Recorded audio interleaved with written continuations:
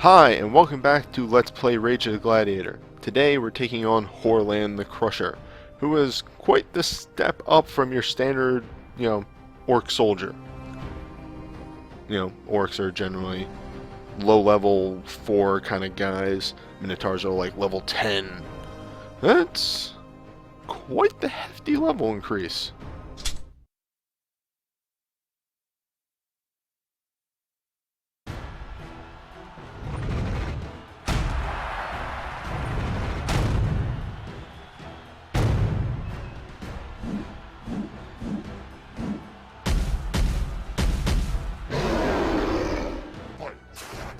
So, Horlan is immediately going to remind you of mechanics, namely jumping.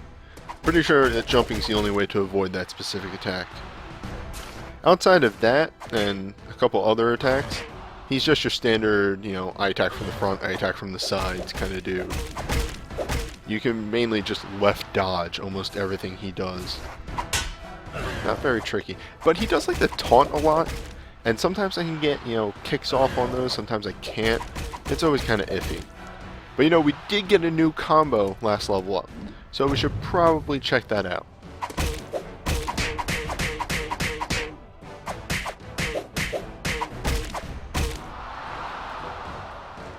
I don't even know how that's possible. That was some major physics defying in there.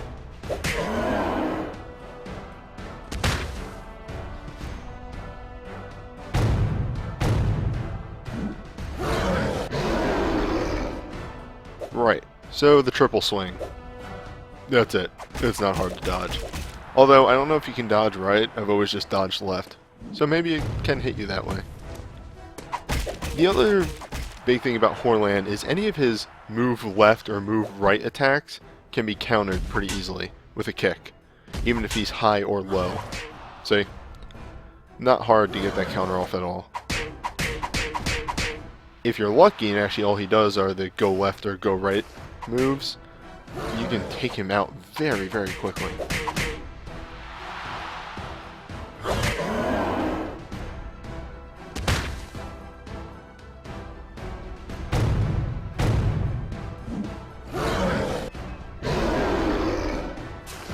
So this is his goring charge. Just wait for him to stamp his foot 3 times and then dodge. He will always stamp his foot 3 times. It's never any more or any less. However, if he does hit you with that, it stuns you and you have to shake the controller to get out of it. I decided to go back to the initial basic combo because it just seemed like the aerial assault was just weak. But maybe it's just Horlan has more HP. I don't know. It seems like our normal attacks are doing enough damage. It's harder to counter him during the 3rd phase because he decides to just do nothing but his special moves. But I'm going to get lucky here. In about... Yep, right there. And Horlan goes down. Now, this is the screen I actually skipped over last time. It's a results screen. It shows you all these weird little stats that you may want to see. Number of times you hit, number of counterattacks you do. It also gives you a rank, which that will be important later on in the game. My story begins 18 years in the past. At this time, the kingdom of Engalor, our neighbors to the north, were crazed in bloodlust with power.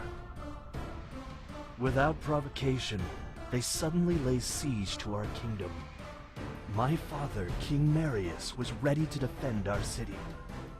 He rounded up his troops and rallied them. Valiantly, they fought. After much bloodshed and great losses, they destroyed the intruding army and slayed the High Warlord of Engalor. The city was saved. Engalor had a daughter named Maya. My king noticed her radiant beauty and took her into his kingdom, a prize of war. In time, Maya became his queen. Of course, a new victory means 3 new skill points. I was initially thinking of upgrading the aerial assault, but I realized if I put 2 points into offense, I'm going to unlock the 2nd tier, which is just a new combo. So I eventually just put points into deadly hits and crit hits, just because that's going to help us in the long run. I briefly consider counterattack mastery, but I'm not really too great at counterattacks on the later guys, so just bam, Pillar of Fire. We need a good combo, we need it fast. And Pillar of Fire is a good level 2 combo, which will be pretty useful for a good amount of time.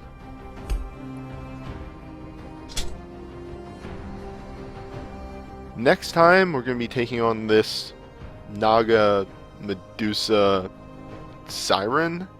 Huh? Yeah, sure. See you then.